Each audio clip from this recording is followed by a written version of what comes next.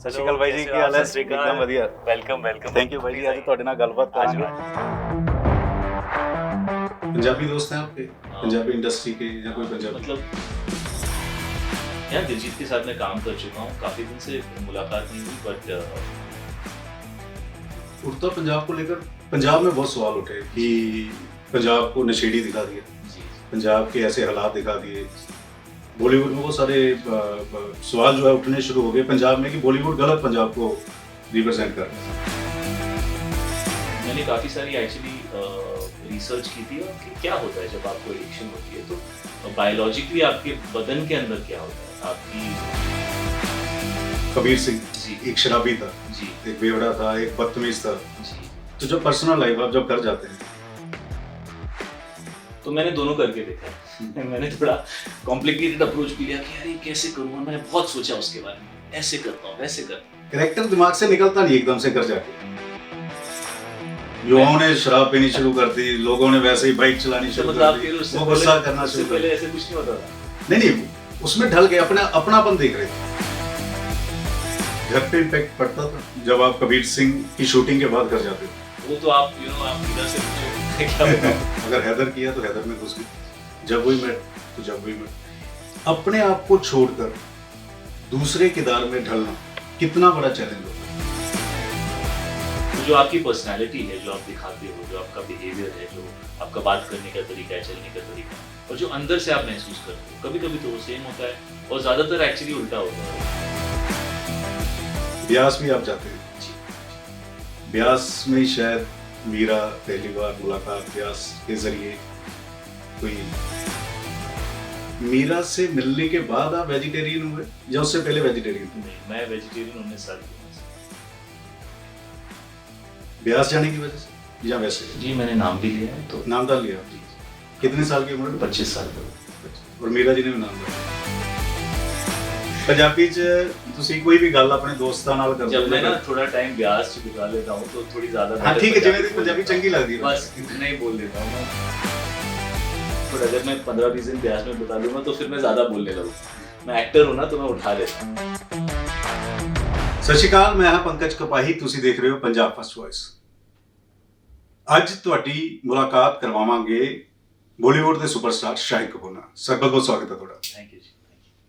चंडीगढ़ में आए, दिल्ली में आए, कैसा लग रहा है आपको दिल्ली और चंडीगढ़ में? दिल्ली तो घर है, मेरी पैदाइश दिल्ली की है, तो मैं यहीं जब तक 10 साल का था यहीं पर था। और चंडीगढ़ आना जाना रहता है, अमृतसर भी आना जाना रहता है। तो चंडीगढ़ में हमने 10 दिन शूटिंग की मेरी फिल्म कॉकटेल 2। उसमें मैं हूँ, रश्मिका मंदना है, कृति है, और 10 दिन वहीं सुख विलास में हम लोग शूटिंग कर रहे थे, रह भी वहीं रहे थे, शूटिंग भी वहीं कर रहे थे। तो बहुत अच्छा लगा, मौसम अच्छा था, सो मज़ा आया। दिल्ली में कहाँ रहते थे आप? दिल्ली में तो डिपेंड करता है, जब मेरी फैमिली भी है यहाँ पे तो कभी कभी फैमिली के साथ रहता हूँ, काम होता है तो ऐसे होता है। किस इलाके की? साउथ दिल्ली या नॉर्थ? पैदाइश तो मेरी साउथ दिल्ली की थी। मैं प्रेस एनक्लेव में पैदा हुआ था, जो डीडीए के एकदम साथ है, मालवीय नगर के पास साकेत में। तो जब तक 10 साल का था तो ज्ञान भारती स्कूल में था मैं, फिर मैं बॉम्बे आ गया, तो तब से बॉम्बे। साउथ दिल्ली के लोंडों का स्वैग अलग तरह का होता है, जी साउथ दिल्ली की लड़कियों का स्वैग अलग तरह का होता है। होता होगा, मैं ना 10 साल का था तो मुझे पता नहीं उसका। मैं बहुत छोटा था वो टाइम पे, तो मुझे इतना नहीं पता। सर एक चीज ये है कि आपने किरदार में घुस जाते हैं। जी अगर हैदर किया तो हैदर में घुस गए, जब वही मैं तो जब वही मैं। अपने आप को छोड़कर दूसरे किरदार में ढलना कितना बड़ा चैलेंज होता है? एक्चुअली मुझे आपने डैड का भी इंटरव्यू किया था कुछ दिन पहले, मैंने देखा, बहुत अच्छा लगा। तो डैड ने एक बार कहा था जब एक्टिंग में करना चाहता था और हीरो बनना चाहता था, तो डैड ने कहा था बेटा कोई भी दो लोग सेम नहीं होते, तो कोई भी दो कैरेक्टर्स भी सेम नहीं होने चाहिए। तो बस वो अटक गई मेरे मन में बात। अब वो अच्छी है बुरी है मुझे पता नहीं, क्योंकि कभी कभी ऐसा लगता है यार कितने नए लोगों को ढूंढेंगे, क्योंकि एक पॉइंट तक ही आप नए कैरेक्टर्स को निभा पाते हो, कहीं ना कहीं आपकी पर्सनैलिटी कहीं ना कहीं तो झलकनी शुरू हो ही जाती है। लेकिन जब आपके मन में ऐसा थॉट होता है कि यार मैं अलग कैसे करूं, तो फिर थोड़े थोड़े आइडियाज आते हैं। और जैसे जैसे आप सीन पढ़ते हो, स्क्रिप्ट पढ़ते हो, डायरेक्टर से बात करते हो, आपके मन में थॉट यही होता है कि यार इसको अलग कैसे बनाऊं। तो कोई ना कोई आइडिया फिर आता है, फिर आप उसको पकड़ के थोड़ा सा फिर बनाते हो। फिर क्या होता है, एक बार आप क्या होता है, हर इंसान के अंदर 3-4 ज़्यादा वैसी मतलब जो दिखने वाली क्वालिटीज़ होती हैं वो 3-4 होती हैं, और फिर उनके अंदर की परत होती है कि अंदर से इंसान है कैसा। तो जो आपकी पर्सनैलिटी है, जो आप दिखाते हो, जो आपका बिहेवियर है, जो आपका बात करने का तरीका है, चलने का तरीका है, और जो अंदर से आप महसूस करते हो, कभी कभी तो वो सेम होता है, और ज़्यादातर एक्चुअली उल्टा होता है वो, कि अगर आदमी अंदर से सॉफ्ट है तो ऊपर से हार्ड मत दिखाता है अपने आप को, और इंसान ऊपर से हार्ड है तो अंदर से अपने आप को बड़ा। आपने ना दोनों किरदार किए हैं, तो आप सॉफ्ट हैं जी। हार्ड हैं? तो मुझे दोनों ही होंगे यार, आई गेस, इसलिए कर पा रहा हूँ। लेकिन मुझे हमेशा ऐसा लगता है कि अगर पेपर पे कोई भी कैरेक्टर मुझे ऐसा लगता है कि ये थोड़ा स्ट्रांग है, तो मैं फिर उसके अंदर वल्नरेबिलिटी कहाँ है, उसके अंदर सॉफ्टनेस कहाँ है, उसके अंदर की का इंसान कहाँ है, मैं उसे ढूंढता हूँ। और अगर मुझे लगता है ऊपर से कैरेक्टर बड़ा सॉफ्ट है, तो फिर मुझे उसमें ये ढूंढना अच्छा लगता है कि अच्छा, लेकिन इसके अंदर की गहराई या स्ट्रांग जो इसकी पर्सनैलिटी है, ये किस किस जड़ पे खड़ा हुआ है, उसकी वो क्वालिटीज कहाँ है। तो जब आप ऐसे कैरेक्टर को जब दो पॉइंट ऑफ व्यू से जब आप कंसीव करते हो या प्लान करते हो या कोशिश करते हो दोनों पहलुओं को ढूंढने की, तो कैरेक्टर का ना एक सिंगल लेयर नहीं होता, फिर आपको ऐसा लगता है कि हाँ, ये कैरेक्टर वेल राउंडेड कैरेक्टर है, इसकी सिर्फ सिंगल डिमेंशनल पर्सनालिटी नहीं है। तो वो जब से मैंने करना शुरू किया, मज़ा भी आता है, चैलेंजिंग भी लगता है, आपकी चॉइसेस भी उस पर डिपेंडेंट होती हैं कि यार मैंने जो पहले किया एग्जैक्टली वैसे नहीं करूँ, अलग कुछ नया करूँ। जबकि स्टारडम में ज़्यादातर ये कहा जाता है कि लोगों को जो पसंद है वो बार बार करते रहो। पर्सनल लाइफ पे कितना इम्पैक्ट पड़ता है जब आप डार्क किरदार करते हैं? आप कबीर सिंह जी एक शराबी था, जी एक बेवड़ा था, एक बदतमीज था, जी जी। तो जब पर्सनल लाइफ आप जब कर जाते हैं तो एक तो आप ना मेरे कैरेक्टर के बारे में ऐसे बोलोगे ना, मैं बड़ा पर्सनली ले लूंगा, मैं ना 2 सेकंड के लिए अपसेट हो गया, क्योंकि उसके अंदर और भी क्वालिटीज हैं, सिर्फ ऐसी नहीं जो qualities नहीं है। जो नहीं लोगों तो- ने देखी, नहीं तो ऑडियंस, जो लोगों ने देखी वो जी। लोगों को वो किरदार पसंद आया, वो बाइक पे बुलेट पे जा रहा है, एक्चुअली जनता को ना उसके अंदर की इंसानियत दिखी, बिकॉज क्या होता है आम आदमी मासूमियत दिखी। हाँ, बिकॉज आम आदमी जो होता है उसने उसने जिंदगी देखी होती है, जिंदगी में हम में से कोई भी परफेक्ट नहीं होता। देखो हर कोई बंदा अपने आप को कबीर सिंह से मैच करना शुरू कर दिया, मैंने- युवाओं ने शराब पीनी शुरू कर दी, लोगों ने वैसे ही बाइक चलानी अच्छा, शुरू मतलब आप कर कह रहे दी, हो उससे वो गुस्सा पहले- करना उससे शुरू कर पहले दिया। ऐसे कुछ नहीं होता था। नहीं उसमें ढल गए, अपने अपनापन देख रहे थे, नहीं एक्चुअली क्या किसी होता का दिल टूटा है जी। वो उस तरह का है। जी, एक्चुअली क्या होता है कि फिल्में जो हैं वो जिंदगी को दिखाती हैं, दर्शाती हैं, और जिंदगी में ऐसे कई इमोशन होते हैं जो आप खुल के बयान नहीं कर सकते, बट वो आते हैं आपके अंदर, चाहे वो अच्छे हों चाहे वो बुरे हों। कभी बहुत प्यार महसूस होता है तो उसे कहना बड़ा मुश्किल हो जाता है, और कभी जब बहुत गुस्सा आता है तो उसे निकालना अपने सिस्टम से मुश्किल हो जाता है। तो कुछ फिल्में ऐसी होती हैं, कुछ कैरेक्टर्स ऐसे होते हैं जो उन इमोशंस को पर्सोनिफाई करते हैं, यू नो। तो मैं ये हमेशा कहता हूँ कि जिस फिल्म की आप बात करें, कबीर सिंह जैसा कैरेक्टर, वैसे मैंने टॉमी सिंह भी किया था जो काफी ऐसा, मैं टॉमी सिंह पे भी आऊंगा जी। तो वो कैरेक्टर्स जो होते हैं ना, वो ऑडियंस को एक एक्सपीरियंस देते हैं जो वो महसूस कर चुके हैं बट वैसे बने नहीं हैं। तो मुझे ऐसा लगता है कि फिल्मों का सबसे अच्छी चीज़ फिल्मों के बारे में ये होती है कि जो आप एक्सप्रेस नहीं कर पाए वो आप एक कैरेक्टर के थ्रू, एक फिल्म के थ्रू, एक कहानी के थ्रू आप एक्सपीरियंस कर जाते हो, महसूस कर जाते हो, और कहीं ना कहीं वो आपके सिस्टम से निकल जाता है। मुझे हमेशा ऐसा फील होता है। घर पे इम्पैक्ट पड़ता था जब आप कबीर सिंह की शूटिंग के बाद घर जाते थे? वो तो आप आप मीरा से पूछो, मैं क्या बताऊं। बट मैं कोशिश यही करता हूँ कि काम खत्म हो जाए। 22 साल हो गए काम करते हुए, तो शुरुआत में शायद होता होगा ऐसा, बट अब मुझे ऐसा लगता है दैट एज अ प्रोफेशनल आप जब काम कर रहे हो तो काम खत्म, बात खत्म, फिर आप घर आओगे, फिर आप फादर हो, आप बेटे हो, आप हस्बैंड हो, आप उस दुनिया में आ रहे हो, आप अपने स्टारडम की दुनिया या अपने कैरेक्टर की दुनिया लेके पर्सनल लाइफ में नहीं आना चाहिए। लेकिन बैलेंस करना बड़ा मुश्किल होता है। मैं जर्नलिस्ट हूँ, जी 15 घंटे 16 घंटे, कभी दिल्ली, कभी जी। कहीं वही उसी हिसाब से आप कहीं प्रेशर होता है, बच्चों को मिलना, बच्चों में एक्साइटमेंट होती है, जी। वाइफ में एक्साइटमेंट होती है, जी। बैलेंस कैसे करते हैं लाइफ? मुझे लगता है एक्चुअली अगर आप उसको ज्यादा कॉम्प्लिकेटेड बनाओगे तो कॉम्प्लिकेटेड हो जाएगा, सिंपल रखोगे तो सिंपल रहेगा। तो मैंने दोनों करके देखा है। मैंने थोड़ा कॉम्प्लिकेटेड अप्रोच भी लिया कि यार ये कैसे करूँ, और मैंने बहुत सोचा उसके बारे में, ऐसे करता हूँ वैसे करता हूँ। कैरेक्टर दिमाग से निकलता नहीं एकदम से घर जाके। नहीं, मुझे ऐसा लगता है कि जिंदगी में कोई भी चीज आप उसको सरलता से करोगे, सरलता से उसको देखोगे तो वो सरल रहेगी। कैसे? कि अगर आपके बच्चे हैं, अगर आप उनसे प्यार करते हो, तो जो भी वक्त आपको उनके साथ मिलता है वो तो आपके लिए मतलब स्पेशल होना चाहिए, तो उसमें थकान क्यों होगी? और अगर थकान है तो आपके ही बच्चे हैं, उनको समझा दो, वो भी देखेंगे कि पापा थक गए हैं, वो भी समझेंगे, बड़े होंगे तो उनको भी समझ में आएगा कि यार जब हमारे फादर थके हुए होते थे, हम उनको रेस्ट का टाइम देते थे, वो भी जब बड़े बनेंगे उन्हें चीज़ें समझ में आएंगी। तो आई थिंक उसको कैसे आप जितनी सरलता से उसको आप हैंडल करते हो, आई थिंक वो वैसे ही रहता है। मीरा समझती है इस बात को? मीरा बहुत समझती है एक्चुअली, मीरा बहुत सपोर्टिव है और हमेशा से रही है, और कुछ हद तक वो चीज़ें पूरी तरह समझती है, और कुछ हद तक वो उसका ऐसा नज़रिया है कि यार अब घर आ गए तो अब हम यहाँ रहेंगे, फिल्म की बातें नहीं करेंगे। वो अपने काम की भी बातें इतना नहीं घर पे करती, कोई फिल्म की बात नहीं?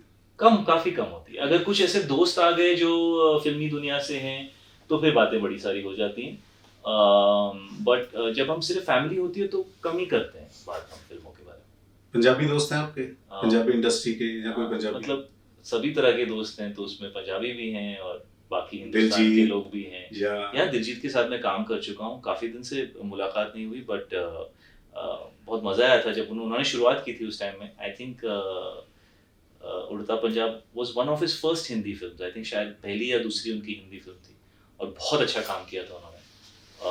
उनकी म्यूज़िक बहुत अच्छी लगती है मुझे, मैं काफ़ी सुनता हूँ जिम में वर्कआउट करते हुए, एंजॉय करता हूँ।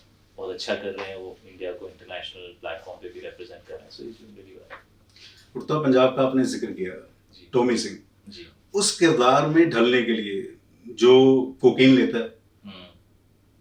किसी सिंगर को देखा था आपने, किसी करेक्टर को देखा था, या उस किरदार में आप कैसे ढले, मतलब कैसे आप उसमें चले गए? एक्चुअली उस वक्त बातें बड़ी ये हुई थी कि ये सिंगर ऐसा था तो इससे इंस्पायर हुए, बट मुझे ऐसा लगता है कि मैं किसी उस सिंगर से मिले थे आप नहीं, जिसका जिक्र हो रहा था? नहीं, मैं खत्म कर लूँ तो आपको समझ में आ जाएगा। नहीं, मैं एक्चुअली वो करना पसंद नहीं करता। फिक्शनल कैरेक्टर जो होता है, अगर आप बायोपिक कर रहे हैं, आप किसी के ऊपर कोई फिल्म बना रहे हैं जो नाम से उनके बारे में ही है, तो फिर उनको समझना बड़ा ज़रूरी है, क्योंकि आप उनके बारे में ही फिल्म कर रहे हैं। लेकिन जब आप एक फिक्शनल कैरेक्टर प्ले कर रहे हैं, तो मुझे ऐसा लोगों को उठा के उनकी क्वालिटीज़, वो मिमिकिंग और एक्टिंग में फ़र्क होता है। वो मिमिक्री होती है जब आप किसी की नकल करते हैं, बट किसी इंसान को समझने के लिए एक नए इंसान को बनाना, वो एक अलग चीज़ होती है जो मुझे लगता है एक्टर्स को करना चाहिए। तो मैं हमेशा कैरेक्टर को ढूंढने की कोशिश करता हूँ, मैं इधर उधर नहीं देखता, मैं उसके अंदर घुसने की कोशिश करता हूँ। कि मैंने काफ़ी सारी एक्चुअली रिसर्च की थी और कि क्या होता है जब आपको एडिक्शन होती है, तो बायोलॉजिकली आपके बदन के अंदर क्या होता है, आपकी वो क्यों ऐसा आपको महसूस होता है, क्या होता है, उसकी तलब क्यों लगती है। तो वो सारी चीज़ें मेरे लिए समझना ज़्यादा ज़रूरी है, बिकॉज आप कैरेक्टर प्ले करते हो, आप इमोशंस दिखा रहे हो ऑडियंस को, यू नो। तो वो इमोशन उस इंसान में क्यों आता है, अगर आप उसका क्यों ही नहीं समझोगे और सिर्फ दिखाने के लिए इमोशन दिखा दोगे, तो कभी सच्चा नहीं लगता। और लगता भी है तो 1-2 साल लगता है, 5 साल बाद आप वही फिल्म देखते बोलते कितना खराब काम किया था, पता नहीं क्यों चल रही। जो 10, 15, 20 साल, 25 साल बाद भी अगर आप काम देखो और आपको लगे कि यार ये तो आज के हिसाब से भी एक्टिंग अच्छी है, वो काम होता है जो मुझे देख के मुझे ऐसा लगता है यार काश मैं ऐसा काम करूं। तो कोशिश हमेशा यही होती है। और वो कैरेक्टर भी मुझे ऐसा लगा था कि यार इसकी इंसानियत शायद लोग, एक्चुअली ऑडियंस बहुत अच्छी होती है, वो माफ कर देती है और वो लोगों की इंसानियत को समझती है। तो मुझे ये बात एक्चुअली ऑडियंस की मतलब कमाल की बात है कि वो कैरेक्टर्स को जज नहीं करते। कई बार film makers, journalist, actors character को जज करते हैं क्योंकि हमें डर लगता है कि अगर हम ये करेंगे तो अरे यार लोग ऐसा बोलेंगे, लोगों को लगेगा मैं ऐसा हूँ। बिल्कुल नहीं। मैं हमेशा यही कहता हूँ कि मैं पर्सनल निजी जिंदगी में मैं जैसा हूँ, अगर आपको मेरे बारे में कोई चीज़ अच्छी लगती है तो आप उसको फॉलो करो। फिल्मों में जो मैं कैरेक्टर्स प्ले कर रहा हूँ वो अलग काम है, वो वहाँ मुझे ईमानदारी उन कैरेक्टर्स की तरफ दिखानी है। अगर मैं उनको बचाने लगा और मैं उनको सेफली प्ले करने लगा तो मैं सच्चाई नहीं दिखा पाऊंगा ऑडियंस को। फिर आप पसंद करो ना पसंद करो, लेकिन ऐसा जिंदगी में होता है, ऐसे लोग आते हैं। तो मुझे ये इंसान बनना है या नहीं बनना, मुझे नहीं बनना है इंसान। अगर ये महसूस करा दिया तो मुझे लगता है मेरे लिए बहुत बहुत बड़ी चीज़ है कि अगर यूथ को ये महसूस करा दे कि यार इस रास्ते नहीं जाना है।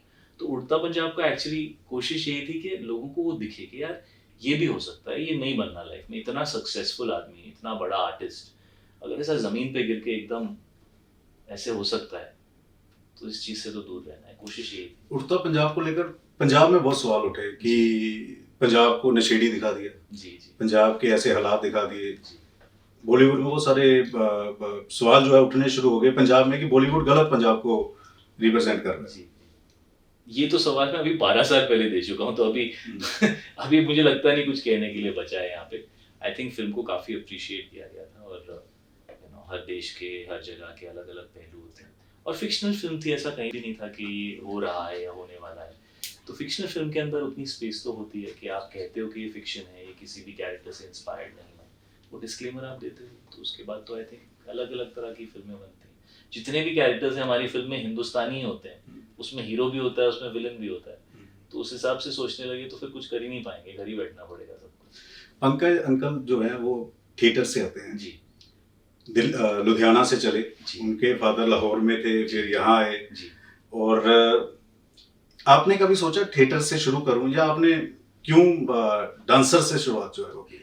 एक्चुअली मैंने ऐसा प्लान नहीं किया था, मेरी ज़िंदगी में जो भी हो रहा था हो गया तो मुझे डांस करना अच्छा लगता था, तो मैंने अपनी मॉम से कहा था कि मुझे सीखना है, मुझे डांस करना अच्छा लगता है लेकिन शर्म आती है। मैं माइकल जैक्सन का बहुत बड़ा फ़ैन था, तो मेरे मन में था कि मैं भी अच्छा डांस करूँगा, लेकिन मैं शर्माता था डांस करने से। तो फिर मैंने वो शामक डावर की डांस क्लासेस ज्वाइन की कि मैं सीख जाऊँ डांस करना, सीख जाऊँगा तो फिर शर्म नहीं आएगी क्योंकि पता होगा करना क्या है।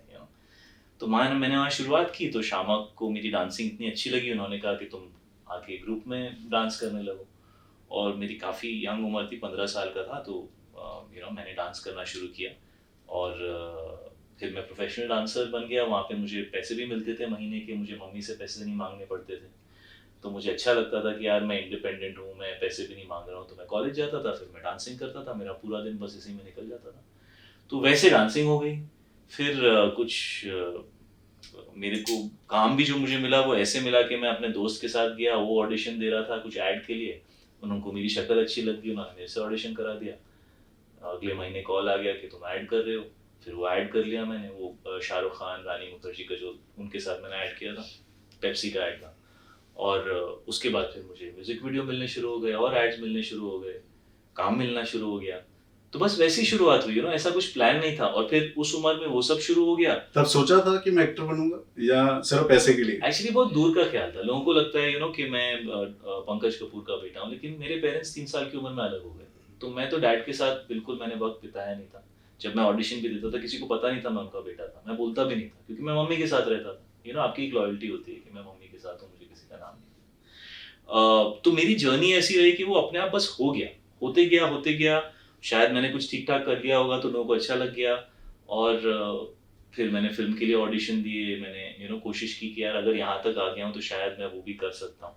उससे पहले तो ऐसा लगता नहीं था कि कुछ होगा, बिकॉज कोई इन नहीं था मेरे पास, ना मैं कभी डैड से जाके, ना वो कभी ऐसा किसी को कॉल करके कहते कि मेरे बेटे से मिलो, ना ही मैं कभी उनसे पूछता कि आप किसी को कॉल कीजिए। ना वो उनके नेचर में है, ना वो मेरे नेचर में। जो करना है अपने काम के थ्रू करना है, लोग काम देखेंगे और उसी से काम, सिफारिश और कॉल, ये सब बिल्कुल हमें अच्छा नहीं लगता, तो वो तो कभी करते नहीं हम लोग, बस वो हो गया। एक पर्सनल, जब फैमिली ऐसे अलग होती है, जी। बच्चा छोटा है, मेंटली किस तरह का वो फील होता है, मतलब उस समय? आई थिंक ये बात सब समझते ही होंगे। मैंने बहुत छोटा था मैं, तो मुझे इतना याद नहीं है, बट खिंच तो होती है ना, आपके माँ बाप के लिए खिंच तो फील होती है, आपको महसूस होती है, मुश्किल तो होता है। आज पंकज अंकल से मेरी बात हो रही थी, आपने इंटरव्यू देखा होगा, कह रहे घर में राजमा चावल मैं बनाता हूँ, स्पेशली वो जम्मू वाली चटनी, हाँ, वो खजूर की चटनी इमली डाल के। पहले इमली की बनाते थे, अब खजूर की बनाते हैं। खजूर की, तो कहते हैं वो सारे आ जाते हैं, वो सिर्फ राजमा चावल की बात होती है, और 100%। इंतजार करते हैं कि पंकज अंकल का राजमा चावल बनाए। जी हाँ, वो मतलब उनको अच्छा लगता है डैड को खाना बनाना, और संडेज को यूजुअली राजमा चावल घर में बनता है। आप खाते हैं? हाँ, अरे 100%, मेरा तो फेवरेट। फिटनेस से लग नहीं है। राजमा तो हेल्दी है, राजमा में कुछ अनहेल्दी नहीं होता है।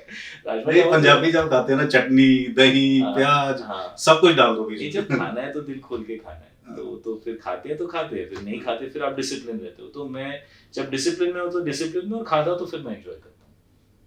मीरा दिल्ली से है जी, तो घर में पंजाबी खाना चलता है या मुंबई स्टाइल खाना चलता है? और कभी आपने कुकिंग की है या मीरा कुकिंग करती है घर में कोई? मैं करूंगा तो बहुत खराब खाना बनाऊंगा, नहीं करता, मुझे किचन में एंट्री भी नहीं मिलती है। मीरा को वक्त नहीं मिलता, वैसे वो बहुत अच्छी कुक है, बट वो काफी बिजी रहती हैं, तो उनको इतना वक्त नहीं मिलता। बट जब फैमिली मिलती है, कभी कभी सब लोग किसी ने कुछ बनाया, पॉटलक जैसे होता है, फिर सब मिलके साथ। आपकी कोई स्पेशल डिश ऐसी कि? एक्चुअली राजमा चावल ही मेरा, राजमा चावल, it's my favourite, I love it. Pankaj uncle के हाथों के, मीरा के हाथों में? अभी देखो आप टेंशन में डाल रहे हो। नहीं, एक्चुअली मीरा को भी डैड का ही राजमा चावल उन्होंने बताया था, उनको बहुत अच्छा लगता है।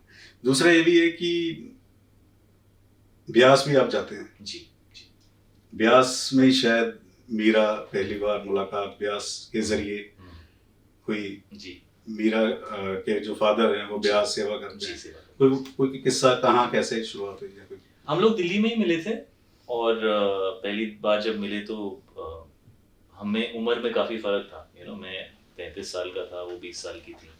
तो पहले तो हम दोनों ही सोचते थे यार क्या बात करेंगे, ये मैं एक्टर हूँ, ये अभी कॉलेज पास आउट। घर वालों ने मिलवा दिया कि एक बार फोन पे बात कर लो, एक बार मिल लो, देख लो। पर्सनली मिले थे हम लोग और हम दोनों को बिल्कुल आपत्ति नहीं थी, we were happy to meet, ऐसा कुछ नहीं है। फैमिली जब मिलाती है तो कुछ सोच समझ के ही होता है। बट हम मिले और वी गॉट अलोंग और हमने कई सारी बातें की और 5-6 घंटे निकल गए, तो ऐसा लगा कि यार वी कैन टॉक। दिल्ली में मिले? जी दिल्ली में मिले। कौन सी जगह थी?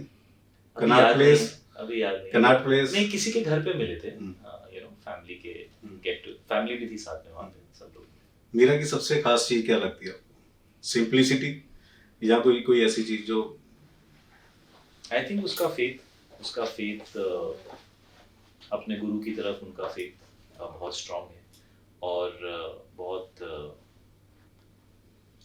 उनके जो ख़ानदान की वैल्यूज़ हैं बहुत अच्छी हैं और वो बहुत अनअफेक्टेड है। वो जो हैं वो हैं। जब वो मेरे साथ भी जब बॉम्बे आई और जब हमारी शादी हुई तो कभी ऐसा लगा नहीं कि वो अपने आप को बदलने की कोशिश कर रही है। वो जैसी थी वैसी थी और वो जो भी बनी है वो अपने अब ऑथेंटिकली बनी है। कहीं भी उन्होंने अपने आप को बदला नहीं है, नेचुरली इवॉल्व हुई हैं। तो I like all these things about her. She is a very real person. अच्छा, मीरा से मिलने के बाद आप वेजिटेरियन हुए या उससे पहले वेजिटेरियन थे? नहीं, मैं वेजिटेरियन 19 साल की उम्र से हो गया था। ब्यास जाने की वजह से या वैसे? जी मैंने नाम भी लिया है तो। नामदान लिया आपने? जी कितने साल की उम्र में? 25 साल। और मीरा जी ने भी नामदान लिया? जी और ब्यास जाते रहते हैं? जी, हमारा घर भी है वहाँ पे, उनके पेरेंट्स का भी घर है, हमारा भी। सुकून मिलता है ब्यास जाके? सब कुछ मिलता है ब्यास जाके, सब कुछ मिलता है और मतलब वो हमारे घर की तरह ही है और हमारे लिए बहुत स्पेशल है और हमारे दिल के बहुत करीब है और पूरी दुनिया में सबसे प्यारी जगह हमें वही लगती है, घर से भी ज़्यादा, अपने घर से भी। पंजाबी बोल लेते हैं आप? क्योंकि जब फैमिली आपकी कुछ भी पंजाबी च जे बोल सके, पंजाबी च गल कर सके। जरूरत पड़ती है तो थोड़ी बहुत बात कर लेता हूँ, बट इतनी मेरी स्मूथ पंजाबी नहीं जितना शायद आपकी एक्सपेक्टेशन होगी। नहीं, आप पंजाबी जे कोई वैसे 2-3 मिनट गल कर सके फिर ਤੁਸੀਂ ਜਾਣਾ ਉਹ ਮੈਨੂੰ ਚੰਚਲ ਜੀ ਦੇਖ ਵੀ ਰਹੇ ਨੇ 2-3 ਮਿੰਟ पंजाबी च ਤੁਸੀਂ कोई भी गल अपने दोस्तां नाल कर जब मैं ना थोड़ा टाइम ब्यास च बिता लेता हूँ तो थोड़ी ज्यादा हाँ ठीक है, जिवें दी पंजाबी चंगी लगदी है बस उतना ही बोल लेता हूँ मैं। तो मतलब अभी तो मैं इतनी रवानगी नहीं है, बट अगर मैं 15-20 दिन ब्यास में बिता लूंगा तो फिर मैं ज्यादा बोलने लगूंगा। मैं एक्टर हूँ ना तो मैं उठा लेता हूँ, तो ऐसी बात है। पंजाब दी केड़ी गल ਤੁਹਾਨੂੰ सब तो सोहनी लगदी है, खूबसूरत? मुझे सब अच्छा लगता है, मौसम अच्छा लगता है, लोग अच्छे लगते हैं, खाना तो बहुत ही अच्छा लगता है और जैसा मैंने कहा ब्यास आना जाना रहता है तो एक लगाव, अलग तरीके का लगाव बन जाता है जब पाँव कर दें तो बहुत अच्छा। तो पंजाब इज होम यार, होम। लास्ट सवाल, क्योंकि अब आप फादर बन गए। जी, मैं कई साल पहले बन गया था। मैं 16 महीने पहले बना, तो ट्विंस बच्चे हैं, बड़ा मुश्किल होता है ट्विंस बच्चों को देखना। ट्विंस के साथ तो मुश्किल तो होती है। तो आपके भी 2 बच्चे हैं, मतलब किस तरह से वो कुछ उनके बारे में बताएं या कुछ कोई ऐसी चीज बताएं, या कई बार बंदा ये सोचता है यार मैं ये नहीं बन पाया, बच्चों को बनाऊंगा, या कई बार लगता है कि नहीं बच्चे अपनी लाइफ। ऐसा प्लीज मत करो यार, अपने बच्चे पे अपने ड्रीम्स का बोझ मत डालो, क्योंकि कहते हैं बच्चे हमसे आते हैं बट हमारे नहीं होते। वो वहीं से आते हैं, उनको वहीं जाना है, उनकी अपनी किस्मत होती है, उनके अपने ख्वाब होते हैं, उनके अपने टैलेंट्स होते हैं, उनकी अपनी एबिलिटीज होती हैं। तो आई थिंक मैं तो यही कोशिश करता हूँ कि मेरे बच्चे के अंदर जो भी अच्छी चीज़ है मैं उसको निखारूं, और जो मुझे लगता है जहाँ उसको मदद की ज़रूरत है मैं एज अ दोस्त मैं मदद करने के लिए उसके साथ रहूं, और कभी भी मेरा शैडो बच्चे के ऊपर भारी ना पड़े। बिकॉज कई बार आप जब स्टार होते हो तो दुनिया पूरे टाइम आपके बच्चों को भी कहती है कि आप इसके बेटे हो, उसके बेटे हो। किसी का बेटा नहीं होना चाहिए, आपको अपनी आइडेंटिटी खुद बनानी है। और मुझे ये जेन्युइनली लगता है कि बहुत सारे हिंदुस्तानी ऐसे लड़के हैं जो खिल नहीं पाए क्योंकि वो अपने फादर के बोझ के अंदर ही दब गए। जब आप अपने आप को समझोगे और ये सोचोगे कि मैं एक ही हूं इस दुनिया में, मेरे जैसा कोई दूसरा नहीं, और जो है उनको आप अप्रिशिएट करो उनकी क्वालिटीज के लिए, और अपने अंदर की यूनिकनेस को ढूंढो। What makes you different from everybody else. किसी को किसी की कॉपी में इंटरेस्ट नहीं है, आपके अंदर क्या ओरिजिनल है उसे ढूंढो और फिर उसको निखारो और दुनिया तक लेकर जाओ। चाहे आप एक्टर हो, चाहे आप डॉक्टर हो, चाहे आप लॉयर हो, चाहे आप एयरफोर्स में हो, जो भी आप कर रहे हो, आपके अंदर कोई ऐसी चीज होनी चाहिए जो लोग जब आपसे मिले तो उन्हें याद रहे, और वही दुनिया में फैलाओ, क्योंकि पॉजिटिविटी फैलानी है, प्यार फैलाना है, अच्छी चीजें दिखानी है। तो मैं तो सोचता हूँ हर बच्चे को सिर्फ अपने आप को खोजना है और माँ बाप को उसको स्पेस देनी है, मुझे बड़ा इम्पोर्टेंट। लास्ट सवाल, फिटनेस आपकी, जब मुझे लग रहा है मैं छोटा था तब से आपको देख रहा हूँ जी मैं मोटा हो गया पर आप वैसे के वैसे फिट हो गए। जी फिटनेस के लिए क्या युवाओं को करना चाहिए? लोग जो हैं जिम जाते हैं, जी वो स्टेरॉइड लेना शुरू कर देते जी हैं, कई बार एकदम से खाना छोड़ देते हैं, जी कई बार कहते हैं कि रोटी छोड़ दो। जी जी क्या मतलब, आप तो रोल मॉडल हैं, क्या करना चाहिए कि एकदम से शॉर्टकट तो कुछ नहीं है, लेकिन क्या करना चाहिए जिससे, क्योंकि हार्ट अटैक बहुत सारे हो रहे हैं। जी जी आई थिंक फिटनेस जो है ना वो एक ऐसा नहीं है कि मैं वहां जाके आ गया और मैं फिट हो गया, ऐसा नहीं। वो आपके पूरे दिन में वो झलकना चाहिए। इट्स अ लाइफस्टाइल, जैसे कहते हैं ना कि फिटनेस इज अ लाइफस्टाइल। आप अपने आप को एक फिट इंसान समझते हो या नहीं समझते हो। जब आप ये कहते हो ना मैं जिम जाता हूँ, नहीं, मैं फिट हूँ।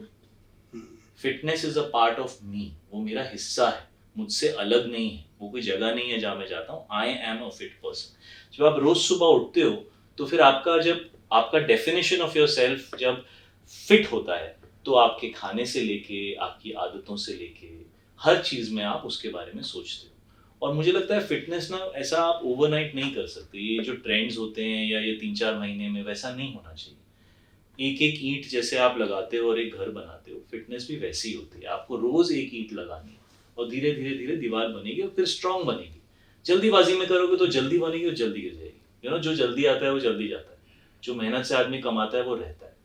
तो और फिर क्या, आदत की बात है। आप कोई भी चीज अगर करते रहोगे तो आदत बन जाती है। अगर आप थोड़े टाइम के लिए करोगे, इनकंसिस्टेंट रहोगे, तो वो हेल्दी नहीं है, मुझे लगता है। थैंक यू सो मच ਤੁਸੀਂ ਸਮਾਂ ਦਿੱਤਾ। so thank you much so for much. that. My pleasure. ਤਾਂ ਸ਼ਾਹਿਦ ਕਪੂਰ, ਕਿਉਂਕਿ ਪੰਜਾਬੀ ਮੁੰਡਾ ਹੈ ਔਰ ਬੰਬੇ ਦੇ ਵਿੱਚ ਸੁਪਰਸਟਾਰ ਹੈ, ਗੱਲਬਾਤ ਜਿਹੜੀ ਉਹਨਾਂ ਦੇ ਨਾਲ ਕੀਤੀ, ਨਿੱਜੀ ਗੱਲਾਂ ਵੀ ਕੀਤੀਆਂ ਔਰ ਫਿਲਮੀ ਦੁਨੀਆ ਦੇ ਬਾਰੇ ਵੀ ਜਾਣਿਆ ਔਰ ਯੁਵਾਵਾਂ ਨੂੰ ਕਿਵੇਂ ਫਿੱਟ ਰਹਿਣਾ ਚਾਹੀਦਾ ਹੈ, ਕਿਰਦਾਰ 'ਚ ਕਿਵੇਂ ਢਲਣਾ ਚਾਹੀਦਾ ਹੈ, ਤਮਾਮ ਗੱਲਬਾਤ ਕੀਤੀ।